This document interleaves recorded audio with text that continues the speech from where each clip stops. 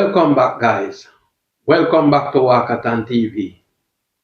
I am so happy to be alive and well and to be here to do another exciting video for you, my viewers and subscribers. Stay tuned. So, we have seen that the Supreme Court has once again ruled against the Prime Minister, this time in his bid to hide from Jamaica and the world what was revealed in the Berisford affidavit. We have heard the Minister of Transport, Darrell Vars, at a political rally telling their party supporters that the PNP badmined Andrew Holness for his money. Take a listen, guys. Take a listen to him right here. When I stop bun the bad mind them. So I said to you, don't get distracted when you see them have headline in a newspaper about our party leader. Because it's the same playbook in 2016 when them bad mind him over him house. Now them are bad mind him over little money. They are wicked and evil, and we're going to deal with them come election whenever that day is announced. So, my viewers and my subscribers, you have heard the utterances of Darrell Vars. Let us ask ourselves these questions. Is there any truth to these utterances? No, just pure lies and propaganda. Because the PNP did not order an investigation into Andrew Holness's assets. Neither did they take Andrew Holness to court. And that is the reason why you have channels like Wakatan TV to bring you the truth and the facts. If it wasn't for the Integrity Commission, would you have believed that Andrew Holness was involved in corruption? No. So, I have sought some professionals to help us to analyze what is in the Berisford affidavit. The statutory declaration investigation conducted by the Integrity Commission, the report dated August 2024. Let me show you something, and those of you who have watched this program for a bit and watch how we have treated this issue, you will remember some of the things I said. Let me put this up there. Here, this is a cover letter, right? Remember last year when they had all of this thing about the Prime Minister and blah, blah, blah, blah, blah, and the 28 bank accounts? Here is something that most people missed. Here is something that most people missed. This. Take a look at this.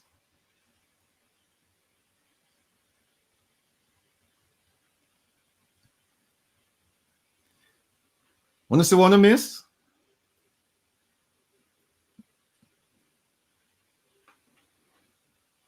Kevin, I laugh because Kevin see it. But you wouldn't miss it too. That's one of the reasons why I'm laughing. Yeah, Can you miss it too? Yeah, I miss it, but I'm going to show you something that I didn't miss. That comes back to this. People, we didn't pay attention to. The Integrity Commission was not looking only at the Prime Minister's statutory declaration for 2021. They were looking at his statutory declaration from 2019. No. But what that mean? Keep in mind that, and we're going to go through this. Stay with us. We're going to go through it. Keep in mind that 2019 is statutory declarations for 2019 and 2020 were reviewed and verified. They were reviewed and verified by the Integrity Commission. So the question then is, then how come they were looking at it in 2024? How come they're looking at 2019 and 2020? Want to see where we are going with this now? That's the question.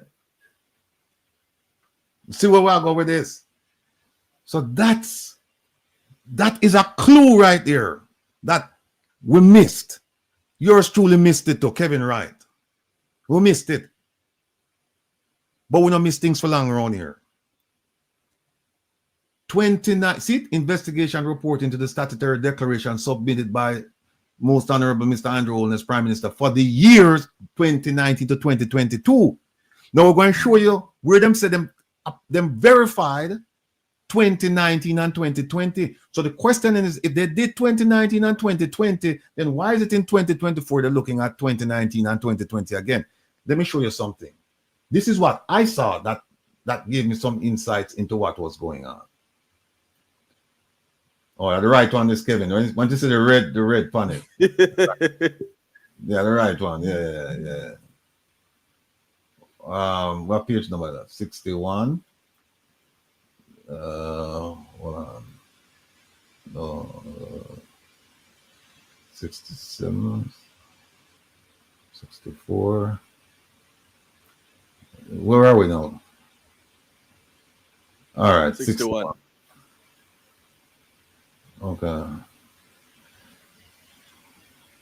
Hold on.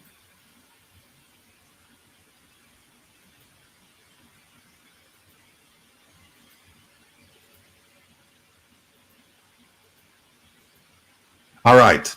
This is what I raised when we first looked at this, right? And I sensed something was wrong. Look at this. Let me show you something. Can you see that, Kevin? Yeah. Right then? Yeah. Are you going to take off the red? You want me to take off the red? No. It's fine. Everybody can see the red. Yeah. All right. Look at section 5.8.32. Look at what it says. It says, it is important to note that the source of funds used to acquire assets held by ADMAT was not verified by way of an investigation by the commission. Think about that, people. Think about that. They're saying the money that the Prime Minister used to acquire assets held by ADMAT, we never knew, we never verified. Go to page 64 and see something else. Hold on. Watch out. See what it says? Certification and publication of Mr. Holness's assets, income, and liabilities up to 2020 were done mainly on the face of what was presented in his statutory declarations as well as other supplemental submissions. What they're saying is that nobody checked. Nobody checked. We didn't know. We'll take the word for it. That's all I need to show you that. Now, here's the problem now. If you read that document like I did several times over, and then you read Craig Berisford affidavit, you'd be shocked. You'd be shocked. And you know why? The affidavit that was released this week is about the investigation I just showed you. But guess what? The details in the affidavit never made it into the report that went to Parliament. There are things in the affidavit, significant things that didn't make it there. I want to know why, but they weren't there. And now the Prime Minister now went to court and said we need to strike certain parts of this manual affidavit because they're defamatory and it's abuse of process and blah blah blah. And the judge said no. The judge said everything there is relevant to the investigation, and so I'm not going to strike anything. Thank you, Judge, because now the Prime Minister is naked and we can't see for ourselves. Nobody have to tell us any longer say the Prime Minister naked. Nobody have to tell us that. We can see for ourselves the man naked. Again, let me remind you, The first page of the investigation says we are looking into his statutory declarations from 2019 to 2020, what, 3? Something like that, or 2022, right? And then in the document, they said, listen, the ADMAT thing, we don't know anything about it. We can't get the source of funds. You know why them said? Because now it's in the affidavit. It's in the affidavit. They suspected where the funds came from. They suspected. But what they did was they said to the Prime Minister, we need you to give us the information. And the Prime Minister stalled and dilly-dallied and everything like that. And you know why? Very simple. If the Prime Minister provide that information, it is going to be hell and powder house. It is already hell and powder house. It is going to be more hell and powder house upon him. He has no place to go. He has backed himself into a corner because he got foolish legal advice. Foolish legal advice. My viewers and my subscribers, let us run back the clip and talk about it some more. When I stop bun the bad mind them. So I said to you, don't get distracted when you see them have headline in a newspaper about our party leader. Because it's the same playbook in 2016 when them bad mind him over him house. Now them are bad mind him over little money. They are wicked and evil, and we're going to deal with them come election whenever that day is announced. Guys, thumbs up the video. Share out the video. Yes, guys. Give this video some thumbs up. So, according to the affidavit, the investigation, guys, is being as far back as 1998. Maybe the People's National Party didn't even have an idea that Mr. Holness was under investigation. And I can assure you that if Peter Phillips had run a similar campaign as Mark Golding is doing at present, I think he would have a chance in the 2020 general election. I'm not saying that he would have won, but he would have been a stronger opposition. He would have had won more seats. So back to you, Mr. Rattigan. Kevin, do me a favor. Can you please pull up the affidavit for me? I'm going to walk you a little bit through the affidavit, people. And you're going to see some things. Those of you who read the affidavit, maybe you saw these things, maybe you didn't see these things. When you see this, people, you are going to understand why the Prime Minister is between a rock and a hard place. You're going to understand why the proverbial noose is tightening around his neck. We're going to go through this document, and it's 108 pages. We're not going to go through all of it. I'm just going to go through a few pages with you. Students, get ready now. Sit down, take a deep breath. And as one of my friends was saying, one of my big JLP friend who watch the thing, you know. You know, I'm not calling him. Watch the ride. That's what he said to me. I said, watch the ride. All right, here we go. Watch the ride. Watch the ride. See to know. Now, let me analyze this. The first thing you see there is that first thing, and again, people, reading is fundamental. Understanding is essential. You need these things to succeed in life. You need and discernment is critical. Indeed. Now you look and see file. Look at the top, the first highlighted area. Forget about the March 14th date. Look at the highlighted date. It's a file by the 1st the third defendants. So it's first, second, third. Is there a fourth defendant? Is there? Yes, there is. Yes, there is. Yes. And tell them who that fourth defendant is, my brethren. Isn't that the Attorney General of Jamaica? Indeed. It's a Prime Minister's friend. Is a fourth defendant. Mr. William Derek McCoy. Derek McCoy was supposed to be a brilliant former lecturer at UWI, was a very good law lecturer. And lest we forget, Mr. Derek McCoy was a commissioner on the Integrity Commission. And he resigned that position, and the Prime Minister then moved him over to become Attorney General. We mustn't forget the connection. Hold on, Ratty, stop. Repeat what you just said a while ago, because you know me not normally shocked by information, but repeat this one again. Mr. McCoy was a commissioner in the Integrity Commission. Your mother. What?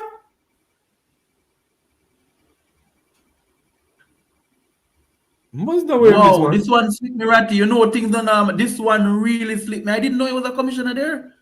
He was a commissioner over at the Integrity Commission. Me mother. Yes. So that means he is the personal friend of the PM then? Oh yeah. Hmm. Oh yeah. He was appointed when they formed the new commission, the Integrity. I know the Integrity Commission, three organizations made it up, and the law passed in 2017. They started functioning in 2018. He was one of the commissioners, and he resigned, and then he became Attorney General. But look at this. But look at this. This is the second affidavit, people. So if somebody says this is the second, what I tell you that there's a first. I have something to show you how stubborn and recalcitrant this Prime Minister is. That him just decides, say, "Boy, I mean, nah." Him realize him in a trouble, you know. Realize him in a trouble. I'm going to show you something now. And look, here is the date. Where's the date? Here it is, March 14 this year. This is when Craig Beresford signed off on the second. We don't say the first, second affidavit. All right, I could go right here now. Skip this. I want to look at this document here. Look at this document. All right. Look at the date.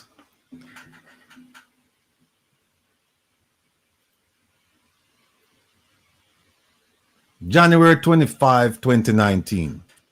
And for those of you who have not read this bundle of documents, and you believe that the Prime Minister is a God-fearing, law-abiding man, above and beyond reproach, I want you to take a good look at this letter, right? This is a letter crafted by someone from the Integrity Commission to the chairman and members of the commission, of the Integrity Commission. It's a report on what steps were taken to get the Prime Minister to comply. Remember now, 2019. All right, here we go. Here it is. A review was conducted on statutory declaration submitted by Mr. Holness since he became a parliamentarian in 1998. Them suspects up now go on. Them a review from 1998. But them said the scope of the review covered statutory declaration for the period 1998 to 2016. Look at why it was done. The objective of this exercise was to determine whether information he entered on his statutory declarations was a true representation of the assets and liabilities of his net worth when calculated was commensurate with the income stated. So with them actually I say, we are look for say if I'm live big life and I'm gonna make maga money. That's essentially what it's right. And it says It says, after carefully reviewing and formulating an opinion, right, it was observed that his assets increased substantially over the years and especially over the period 2009 to 2012. Some other areas of concern were identified and required further investigation. The Prime Minister responded. However, they were not sufficient to adequately satisfy the concerns that were raised. In May 2018, because remember now, the law was passed in 2017, creating the new Integrity Commission. Yes. Right. They started acting as an entity in 2018. It says in May 2018, under the new Integrity Commission, another letter was sent to Mr. Holness. Another means one did come before, at least one did come before, advising that the commission awaits a response to its letter dated October 5, 2017. He was asked to respond by June 22nd, 2018, October, November, December, 8 months later. Them say, respond to us 8 months later. You know, respond to us previously. All right, we'll give you some more time. Look at what more time turned into. It says on October 29, 2018, he submitted a letter seeking additional time within which to respond, and the commission acceded to his request. Them say, yes, Mr. Prime Minister, we're going to give you some deference. And so we're going to give you additional time. And that additional time is October 15, 2018, in which to reply. You think the man would have replied by then? Ratty, before you move from this point, 2018, another letter was sent to the Prime Minister, advising him that to date, the Integrity Commission did not receive a response, although he promised to have it delivered to them by October 15. And look on the sentence here, the second to last paragraph. It says, to date, no other response has been received. Right, Ratty. Not an answer now. I want you to stick a pin right here, Ratty. Right? Yes, sir. Because I want to speak to my friends from the Jamaica Labour Party. My friends who are labor rights, who now saying that the Integrity Commission is on a witch hunt for Mr. Holness. Which investigative body would give any individual this leeway to come and give them, so at all times and intents and purposes, the commission was bending backwards just to accommodate Mr. Holness. So this notion out there that the Integrity Commission is being biased and political and vindictive to Mr. Holness, these affidavit and these dates, imagine somebody write you 8 months after you respond. You don't even respond. He said, give me some more time, and 8 months him still can't respond. But what you know why I couldn't respond, Ratty?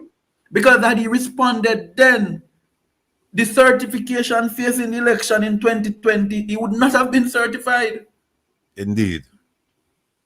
Go ahead, my brother. So they wrote to him before May 18, that's one. They wrote to him May 2018, that's two. Then yeah, that's two. Then they wrote to him again in August 2018. Then they wrote to him again in December 2018. Who you think the Integrity Commission will get some civil servants 4 times them write to you? Wow. 4 times them write to you and tell us that, look, you need to come in and give you the information, and you just ignore them. But people, it get worse. Let me pull this on and talk to you a little bit here.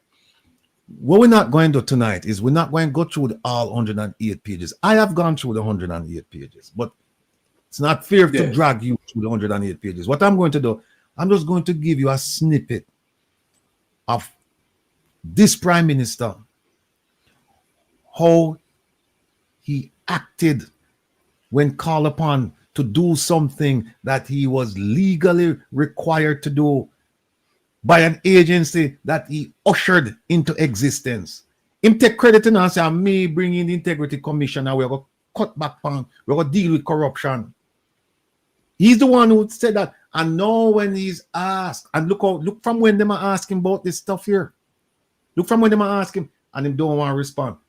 So I don't want to go through all of it because believe me, people, when I was reading it and after a while, my head starts spin because me start see a lot of financial transactions. I go here, there, him cousin, him mother, him wife, him son, him friend, all over the place.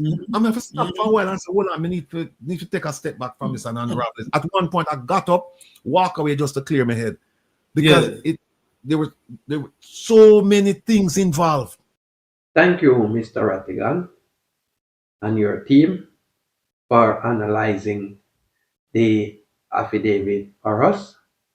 I hope it was helpful to my viewers.